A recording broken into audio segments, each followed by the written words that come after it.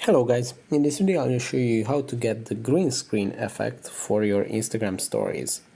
So to start you have to go to your stories and just start to create a story, and here you have your available effects, but as you might have seen, there is no green screen effect right now available on Instagram.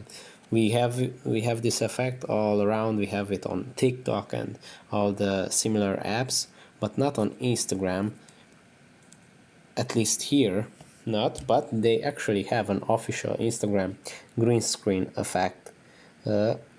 Just it's not listed here near the basic effects. So to find it, you have to scroll all the way to the right side of the list, and then you will find the browse feature, and when you tap on it you can search for effects here, and when you type in green it should appear right here. Yes, green screen from Instagram. If you tap on it you can check it out how it works. So it cuts out the background from your video,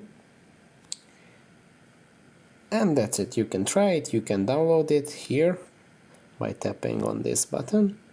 Now this effect is downloaded and I can use it with my stories.